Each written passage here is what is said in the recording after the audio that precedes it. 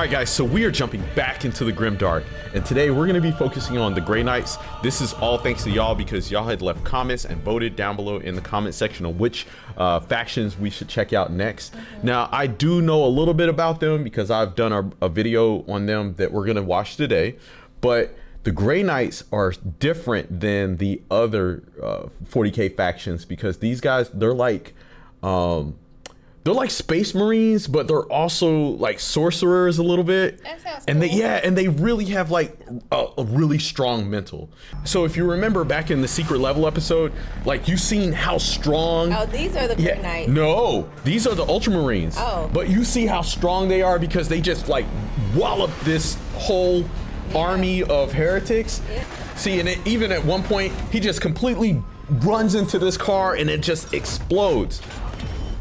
And so we seen the Ultramarines, they're badass. Yeah. But in the same episode, we see them get completely wiped out. The box.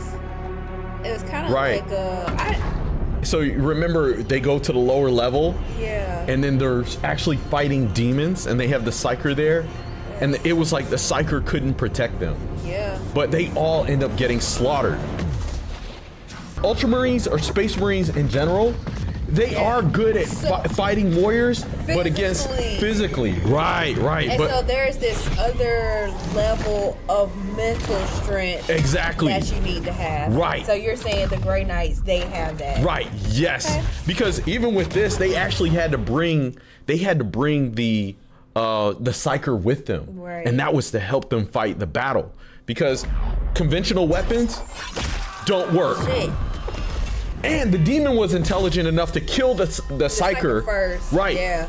Before he just goes in and slaughters all of the Ultramarines. And the only reason why they were able to defeat the demon was because he went against Titus, and Titus has like this crazy thick, fucked up mental, and he was able to take him out. Guess you gotta be fucked up to deal with something like this. So that brings us to the Grey Knights. As I said, the Grey Knights, they're a combination of like Space Marine, augmented, fucked up man. And, Fucked up man. Yeah, and then like super psycher. Okay. And so we're gonna watch a trailer for the Grey Knights and then we're gonna jump into some of the lore. Okay, Cool? Yeah. All right.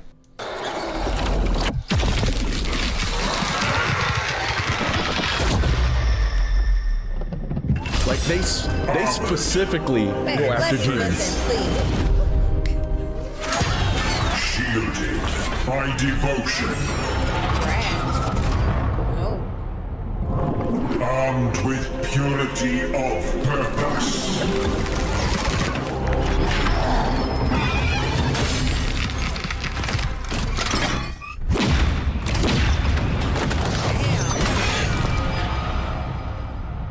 The Emperor's will made manifest.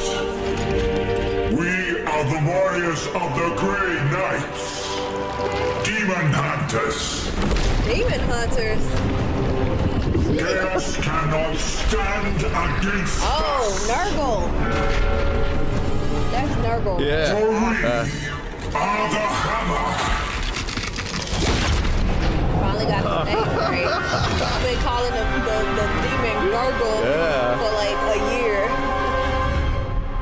All right. I kind of like Gargo though.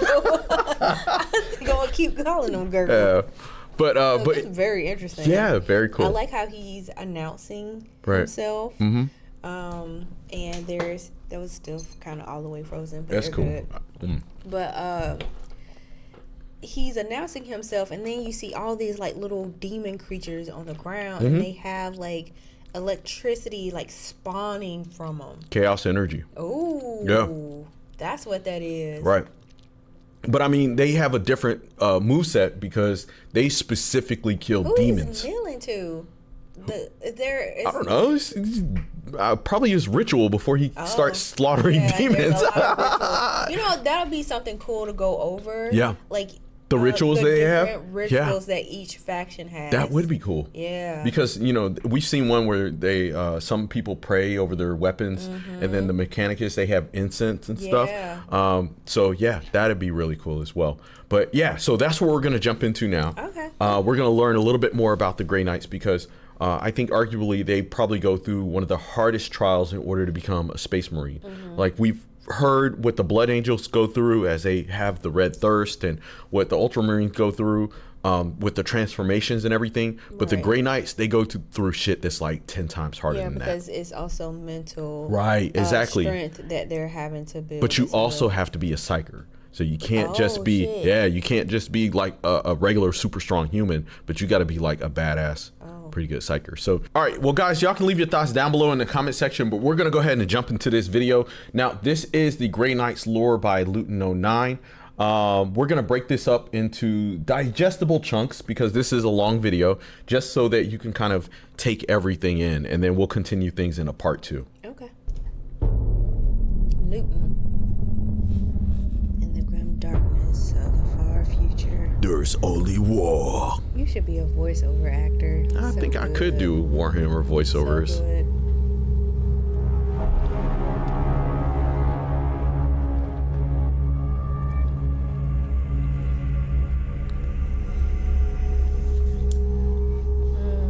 Like the chant. It's almost like they're chanting. Yeah. I am the hammer. I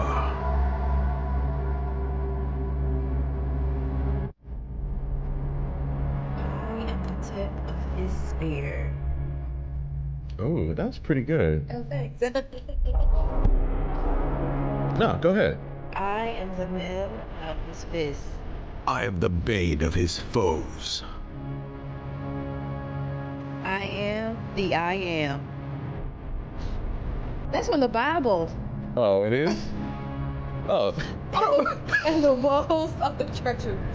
Oh, goodness. I am the end. Oh. Yeah, well, that's in the Bible too? Nah, not quite.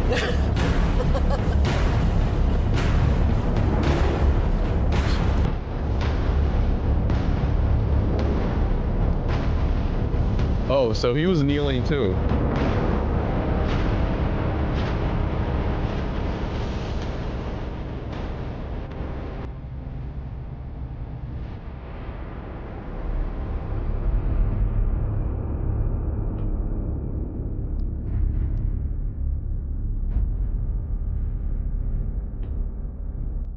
Feel like my body is ready.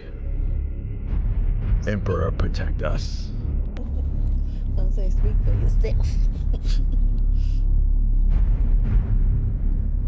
Go ahead. No, I'm not reading all that out loud.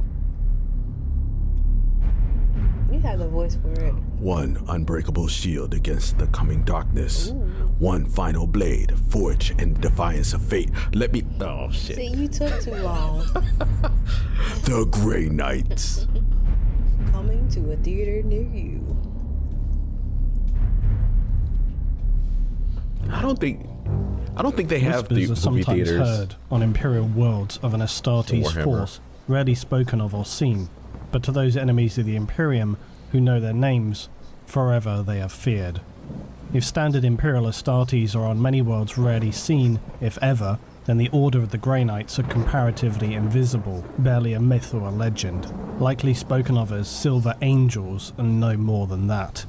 We've seen already some of the darkest entities that exist in the galaxy of the far future, and that humanity is able to wield such forces as the Imperial Astartes, who stand as the last fragmented bastions of defense against the nightmarish terrors that seek to cleanse humanity from the galaxy. Few forces, though, have the pure and distilled ability, as well as the tools required to face the ever more threatening horrors that the Look at Imperium that. must. It's a fucking Nor do most hammer. Imperial forces carry the strength of mind or the willpower to do so. Those who face the worst nightmares of mankind are known simply as the Grey Knights. Their order founded at the end of the heresy to stand as a bulwark against the entities of chaos and the horrors who threaten humanity. Even fewer individuals will qualify to join their honoured ranks than those who seek enrolment to join these standard Space Marines.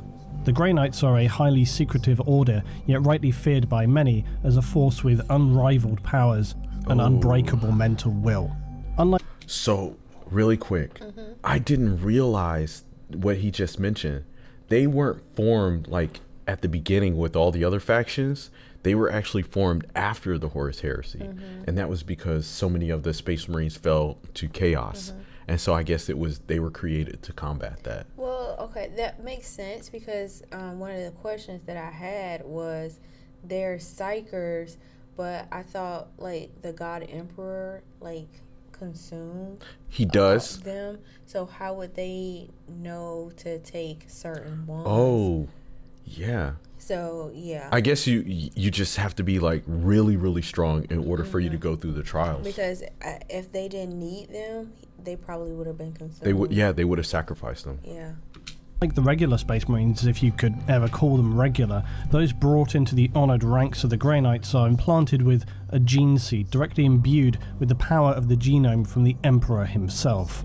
Grey Knights exist outside the standard chain of command comparative to the Adeptus Astartes, who follow the subsequent commands of the Adeptus Administratum, the High Lords of Terror, and now the Lord Commander of the Imperium. The Grey Knights are in fact not aligned with the regular military Imperial forces, but are instead a part of the Imperial Inquisition, who unlike all other forces within the Imperium, answer only to the Emperor himself, and as such operate outside of the ordinary structure of the Imperium of Man. They are a component force of the Ordo Malleus, which is a subset of the Inquisition. The Ordo Malleus is otherwise simply known in layman's terms as the Demon Hunters. There are other similar subdivisions within the Inquisition, such as the Ordo Heretics, the Witch Hunters, and the Ordo Xenos, the fairly self-explanatory Alien Hunters. The Ordo Malleus Inquisitors and the Grey Knights' entire focus is to destroy, purge, and cleanse any physically manifested demons or chaos entities who encroach on the physical materium, as well as to exterminate those individuals who show either a taint or desire to spread the message of chaos and disrupt the peaceful order of the Imperium. The story of the Grey Knights and indeed the Inquisition is more detailed and intricate than you may imagine. Its origins lie at the very core of the consequences displayed for all to see that resulted because of the Horus Heresy. Wow. The creation of the Order of the Grey Knights centres around two of the strongest and my own personally favoured figures in the Imperium, who are both not only instrumental in its survival, but who would also show absolute unwavering loyalty to the Emperor, Malcador the Sigillite, and Nathaniel Garro. The story of this all begins during the early days of the Horus Heresy, where Horus Lupercal, as now the War Master of the Great Crusade, would make his first devastating strikes against humanity, and finally his true loyalties to be shown openly, that he had turned away from the Emperor and the Imperium and sided with the gods of chaos in an attempt to destroy the Emperor and annihilate whatever remained of the shattered Imperium of Man. Already by this time, some of the Primarchs close to Horus were already aware of the War Master's switch in loyalty and were making their own tentative explorations within their ranks to discover who they could rely upon, who would support their cause when the time came. The ultimate goal, of course, being that the higher-ranking Astartes brothers would be those who the regular ranks would look to see who they were going to take a lead from, and who would have to resultingly crush any loyalist remnant brothers in the legions. Any Astartes officers who were known to be unbreakable or too straight-minded would certainly have to be dealt with before or after the fact. This is when Battle Captain Nathaniel Garro enters the scene. Now, he was serving as a battle captain within the Death Guard Legion, a Space Marine force who, along with their Primarch Mortarion, would turn traitor to the Imperium and subsequently become the foul and infamous Plague Marines of Nurgle. Garro, though, would stay as one of the very few in the Death Guard to remain loyal to the Emperor. He would in fact be one of the most staunchly loyalist Astartes of this whole devastating period in Imperial history. But why? Well, in the days leading up to his pivotal role, it's also helpful to understand the background of who Nathaniel Garro was. For he was recruited before his Primarch had even been discovered, and unlike many Space Marines later, as such he knew loyalty directly to the Emperor.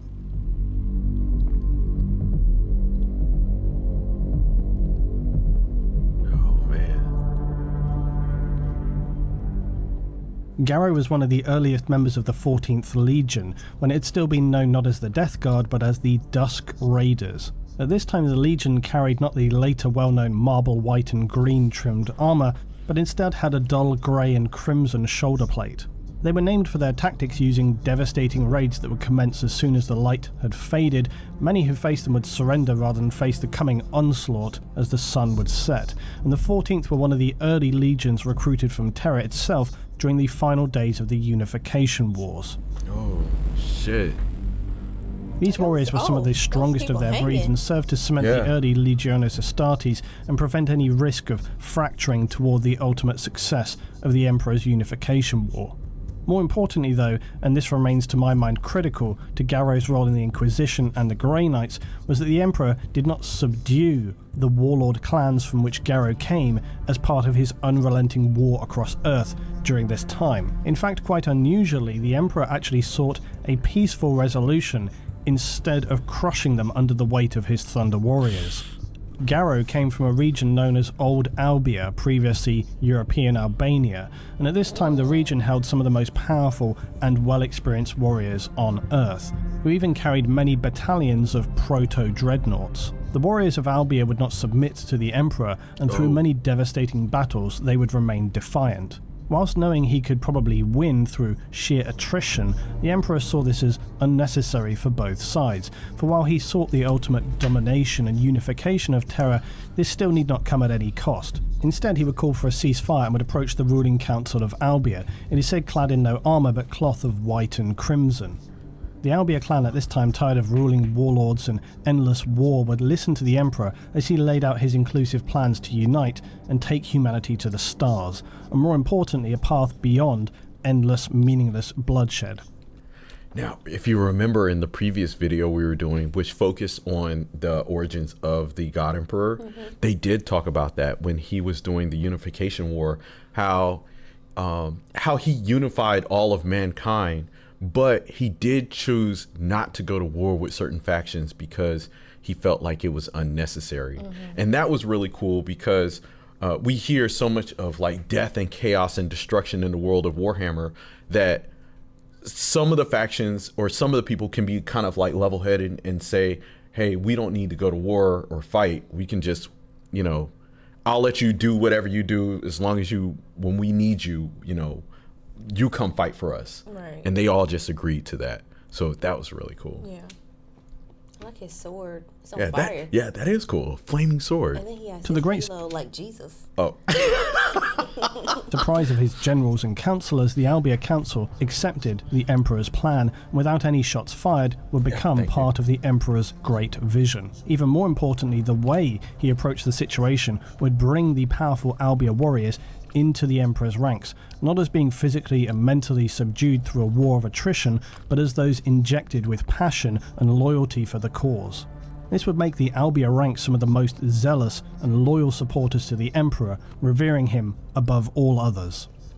More importantly, Albia would gift its most powerful sons to the Emperor, who would in turn become the first of a new breed, now known as the Space Marines. These early Space Marines would quickly gain reputations among their existing forebears as relentless, disciplined, and experts in survival and endurance. They would systematically destroy any target assigned to them and throw waves of armoured super soldiers against their foes. As time passed, their originally grey and plain armour would begin to show ranks and embellishments that had been part of old Albia. Shoulder plates especially would be painted deep crimson, the colour of the blood of their enemies. While the ranks of the Dusk Raiders were known for being unrelenting and highly destructive, breaking enemies' discipline, throwing them into panic and leaving many veterans fleeing the field in terror as the waves of grey and crimson would smash against their defences, the early 14th Legion, following the Emperor's example, were also well known for respecting agreements and deals struck between themselves and opponents. Early surrenders, which became more and more common, would always be upheld by the Dusk Raiders, but as equally as they would hold to these agreements, those who would break or go outside the time of these terms would be shown an unrelenting and savage level of brutality against them. Oh. He looks interesting. The Dusk Raiders would continue in their sole loyalty to the Emperor for as long as 80 years until the time came for them to be reunified with their designated Primarch. This would be far from the joyous event that many had hoped for, but indeed a much bleaker shadow that fell upon the Dusk Raiders. They would be dissolved and broken down, recreated by Mortarion as the Death Guard. Their prior honours and loyalties scarcely remained. For one thing, up until this time, the Dusk Raiders had been nearly entirely Terran-born from Old Albia, yet after their recreation as the Death Guard, their forces under Mortarian's leadership would originate from his homeworld of Barbarous, and any could see the divisions and fractures of loyalty that this was potentially going to cause. These divisions would finally break out into the open at the inception of the heresy, whereby Mortarion would judge at least 1/3 of his legion as loyalists to the Emperor, notably most of these being original Dusk Raiders. And here is when we would see some of the first horrific acts of treachery in the events of the Isstvan III Massacre. The governor and forces of the Isstvan system had risen in rebellion to the Imperium during the Crusade, and as such many loyalist marines were deployed to subdue and rein in these rebel forces. The War Master Horus would lead the campaign to secure the region, and legions participating would be the Sons of Horus, the Emperor's Children, the World Eaters, and of course the Death Guard. Mortarion would deploy a large contingent to the planet of Isstvan III, notably those he had deemed loyal to the Emperor. Horus would unleash a hellish bombardment of virus bombs to the planet, and any Astartes unable to find shelter would be exterminated, along with the civilians across the planet itself. This onslaught led to the estimations of as many as 8 billion deaths, and the remaining gases of the decaying and dissolved remains of organic matter across all the people on on Earth. the atmosphere. These would be ignited, causing a firestorm that raged across the entire planet, melting and bringing down many hive cities that remained. And Angron of the World Eaters, in a thoughtless rage, would deploy to the surface to then slaughter the remaining loyalists in a battle that would last for months. Oh my gosh. You know, and that's something else that I find very fascinating with the Warhammer universe, is how they just slaughter billions and billions of people. It's nothing. Yeah. They don't care. Because I think they think universally versus like we think it worldwide. Right. Okay. Yeah. Right. So it opens up a whole new level of what genocide really means. Right. Mm-hmm. Whilst this was all going on though, Battle Captain Nathaniel Garro of the aforementioned Dusk Raiders like a million and subsequent people? Death Guard stood aboard his worn-out assigned frigate, the Eisenstein. In the confusion of the Isstvan III Massacre, Garro was one of the first to see the truth of the ensuing heresy and immediately took... Don't let these pastors see this. Listen, they already spending tithing money on Rolls Royces and boats and houses and stuff like that. If they see something like this... That's definitely the future. Man. Church in space? Yes. And have a whole fucking cathedral in space? Yeah. If they could get aliens to tithe, yeah. Flight to escape any retaliation from the heavily armed traitors surrounding the planet. The ensuing flight to escape the traitors was not without significant difficulty, and all of the loyal Death Guard Astartes who remained aboard the Eisenstein under the command of Garro swore to deliver the critical information of this betrayal to Terra, no matter the cost or the challenges thrown against them. After an extremely difficult journey, eventually Garro was able to make contact with and finally bring the truth to the loyalist Imperial fists, delivering his message directly to the Primarch Rogel Dawn. Dawn, though, upon hearing this declaration from Garro, reacted in a blinding rage and nearly executing Garro on the spot for having voiced such unthinkable and unbelievable accusations to the hallowed champion of the Emperor, Horus Lupercal. Yet Dawn would be convinced, and upon finally realizing the truth, knew his only course of action was to return to Terra and bring this critical matter to the Emperor himself. Garro, though, as one of the most zealous and loyal believers of the Emperor, had sworn and believed to his core that it had been his quest and his responsibility to bring this to the Emperor, to voice it himself personally, and it was a crushing blow that he would not be allowed to do this, and instead, along with the remaining loyalists, be imprisoned on Luna, as they had now been subsequently deemed an unknown quantity.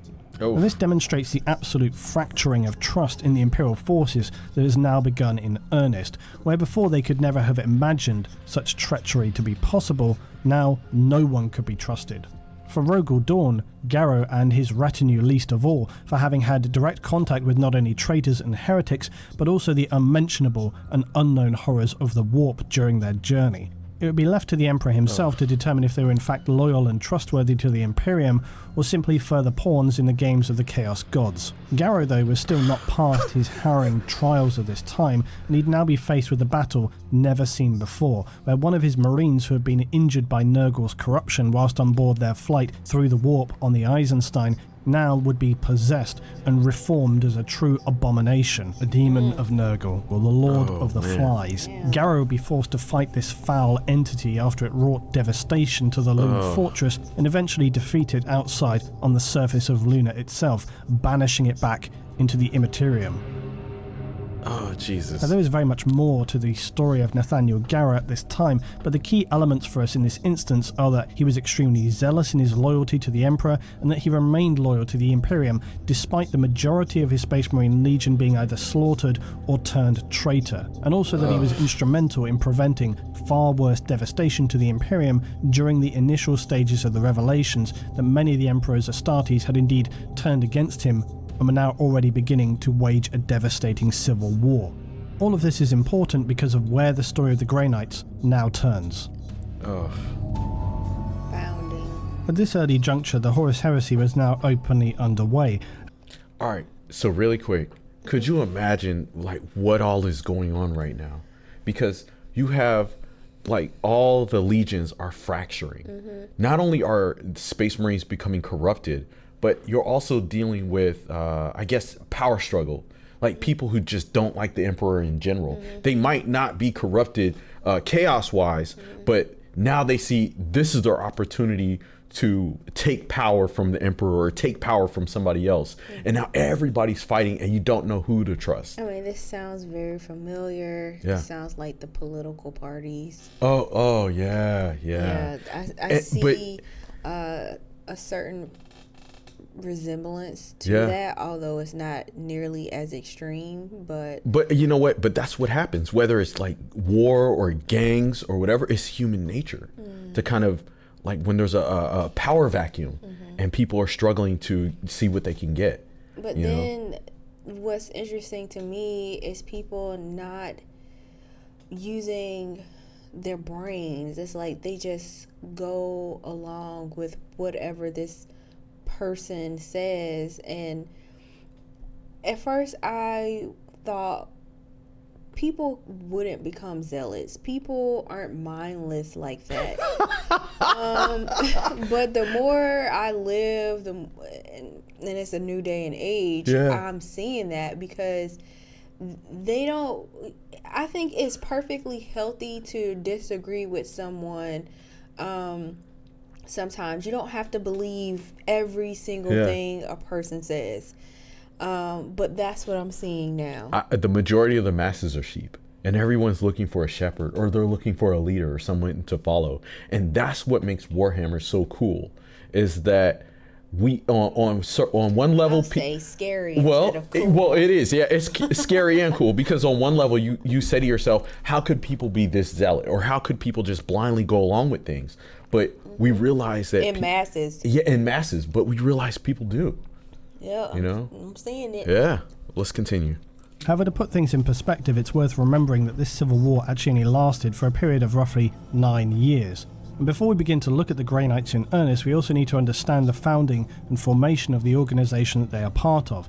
This is, of course, the Imperial Inquisition, and this is where we return to Nathaniel Garro. Now, Garro and others, including the Sister of Silence and Oblivion Knight Amandera Kendall, would be approached by Malcador the Sigillite, who you'll remember is the first Lord of Terror and the Emperor's Regent whilst away from Terror itself.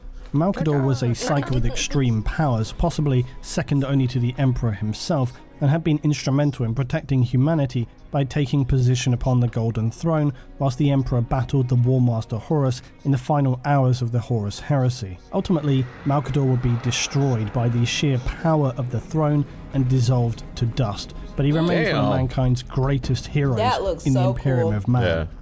Wow. So at the early outbreak of the heresy, Malcador would approach these individuals and propose to them that he was considering creating a new organization within the Imperium, one requiring above all else individuals who carried a strongly inquisitive nature. Amandera would have her face and skin scarred to bear the sigil of the Regent of Terror using a composition of liquid metallic scarring. This would also be applied to Nathaniel Garro's power armor, having all of his Death Guard markings removed entirely. His armor was now a pure grey silver and carried only the markings of the Sigillite.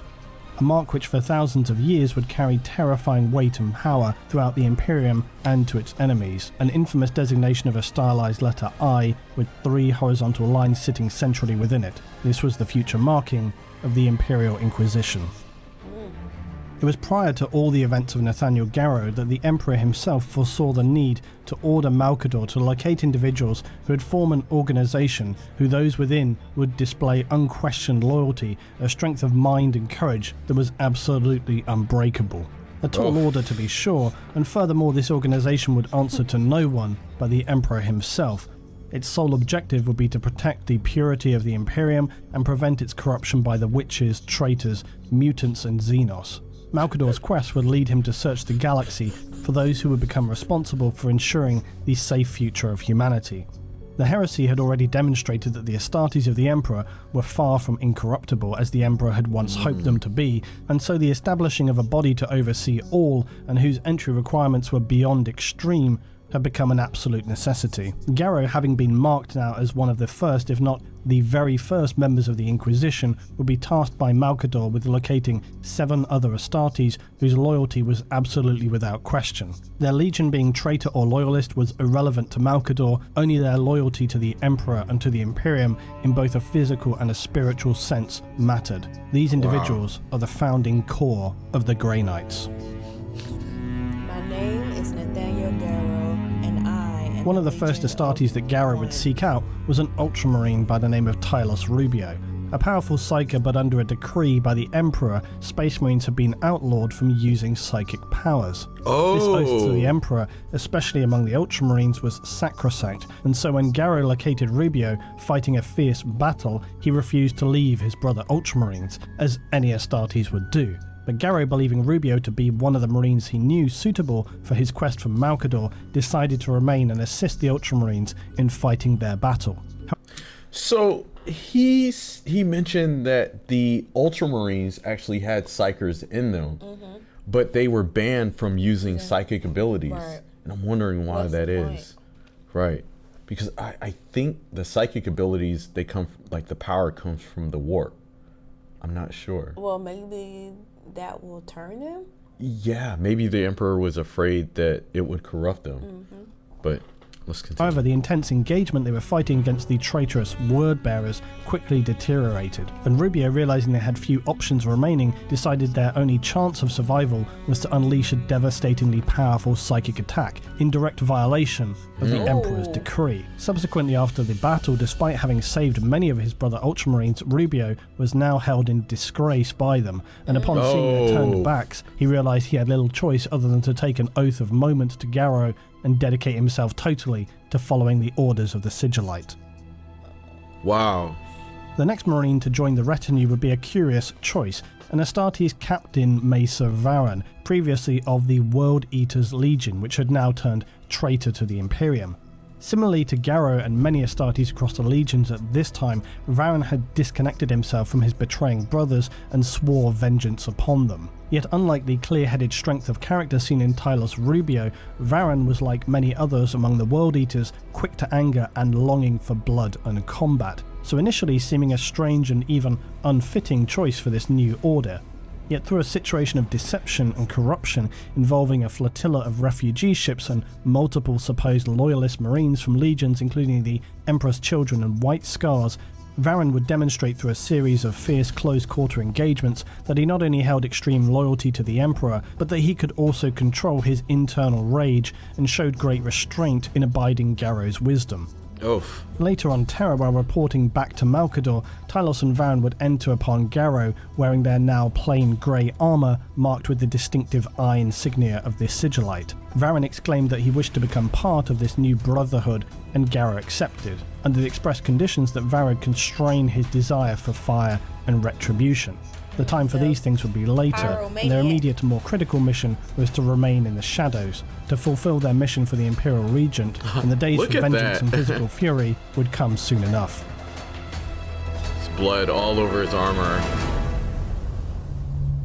Now, not all of the original founding members sought by Garro and Malcador were known, but the final known Astartes recruited was none other than Garviel Loken. Now, Loken is actually a fairly established figure in this early breakout period of heresy, as he once was a member of the now infamous Mournival within the Legion of the Sons of Horus, formerly the Lunar Wolves. Now this was the closest advisory circle of officers who would counsel their Primarch and now War Master Horus. This group all held a strong bond beyond that of usual Astartes brothers as an extension of the informal warrior lodge that they had become familiar with after the conquest of Davin.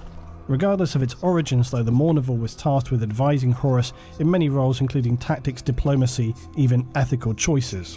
Horus was a master of diplomacy and compromise before his corruption by chaos, and the involvement of the Mournival was partly a charade and partly genuinely useful.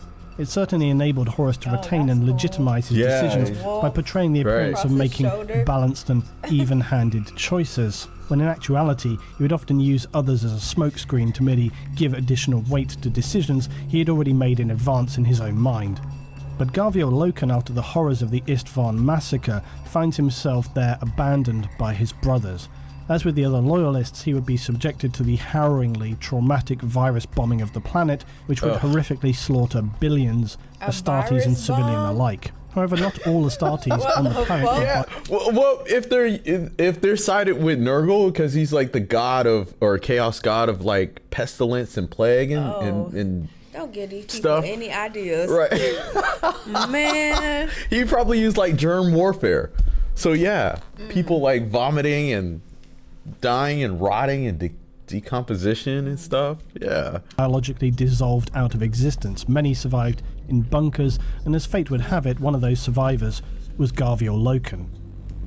Now completely mentally broken by the severity of his brother's betrayal and simultaneously the appalling atrocities he had witnessed, compounded by now his isolation on Isstvan III, Loken was now devoid of his own identity, his mind no doubt suffering some kind of automatic defense system that's known to occur when a person suffers an especially traumatic event. Sometimes a person's mind will essentially erase its own memories as a means of psychological self-defense. Loken, now believing himself to be a guardian of the underworld, given the sheer volume of horror and death all around him, titled himself Cerberus, believing he was now the only remaining loyalist marine in the galaxy, and the one thing he knew for certain was his duty and his loyalty to the Emperor and the Imperium, believing that as death had rejected him, he would do his duty and guard for all time the biologically annihilated ruins of Isstvan III. But that was until Malcador the Sigillite's chosen warriors would arrive, of course. Nathaniel Garro had returned with the singular task of attempting to locate Loken, who they believed to be alive somewhere still on the planet,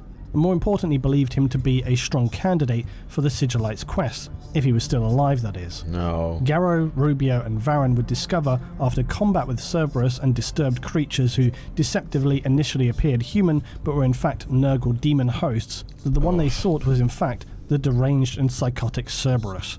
After a final battle between Garro and the self-titled Cerberus, Garro would eventually be able to reach through the fog of trauma that clouded Loken's mind and reach the few remaining shreds of purity and honor that was the Astartes, previously known as Garro Loken. But now he was about as far from being a glorious superhuman Astartes, a pinnacle of human development. He was not far from being described as more like a wretched, mentally barren animal.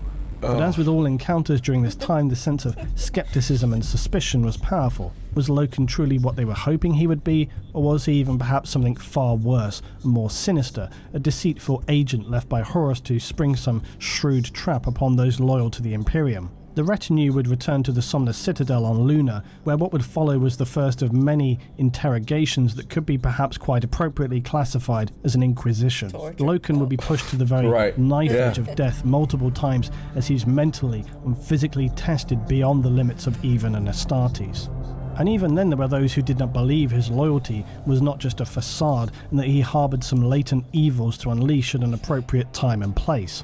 The trials of Garro Loken cut to the core of the problem with the heresy and traitors to the Imperium, the issue being that even having sustained horrific interrogations and survived to see the other side, it could still not be said with any certainty that Loken was indeed truly loyal. It was different for the others like Garro and Rubio and Varren, who had through their actions displayed their loyalty. Yet even then, to be pedantic, where do you draw that line in the sand? Horus himself had shown that any number of loyal and heroic acts didn't amount to any absolute sense of immovable loyalty to the Emperor. All of this was pushing towards the sense that in order to ascertain the best possible chance of purity and loyalty, you had to be extreme in the extreme.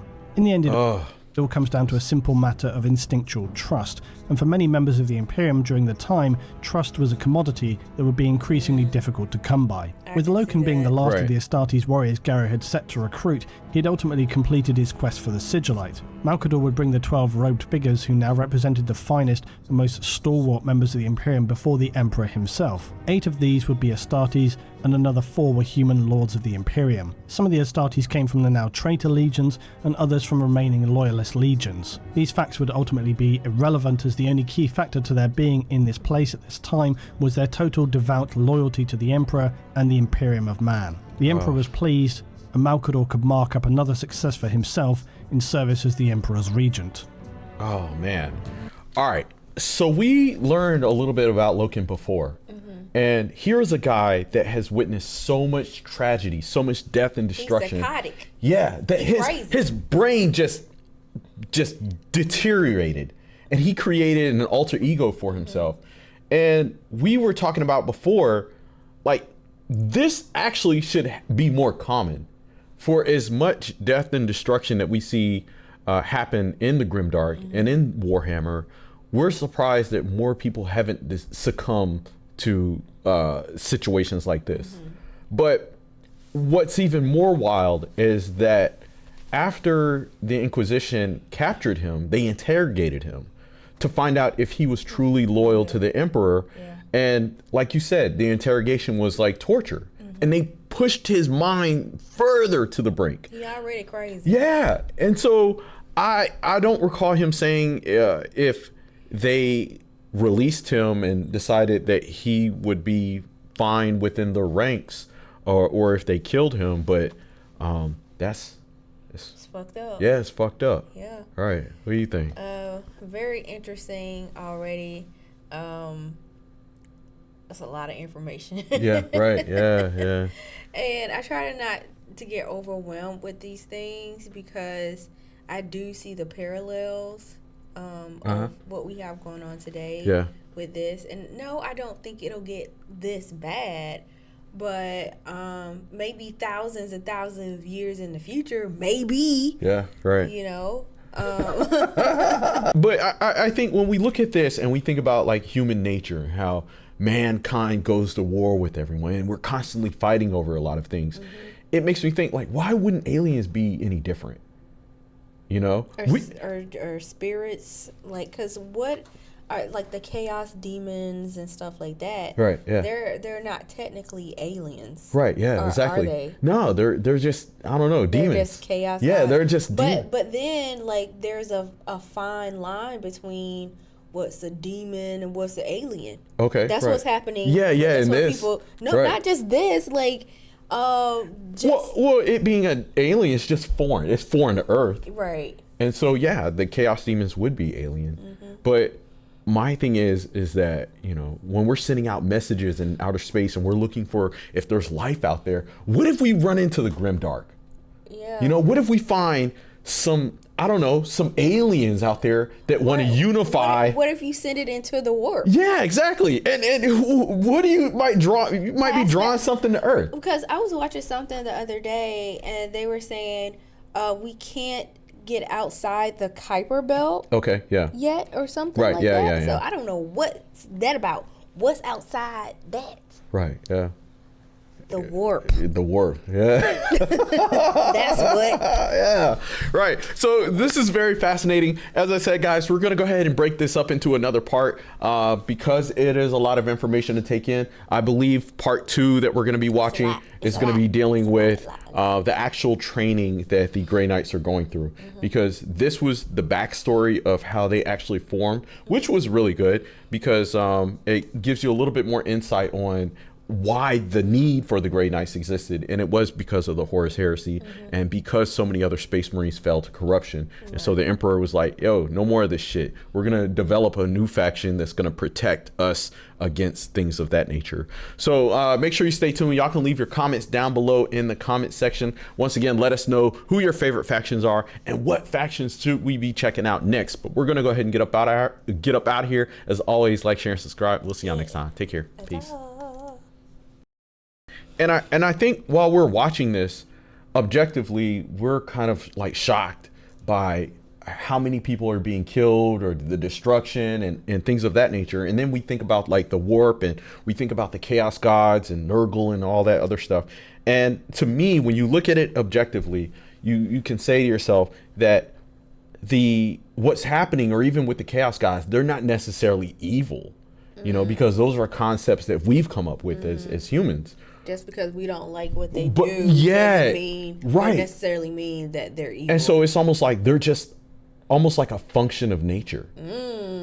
Because it's, for instance, if you were to go up into outer space and you get solar radiation that melts your skin off, does that mean that the sun is evil?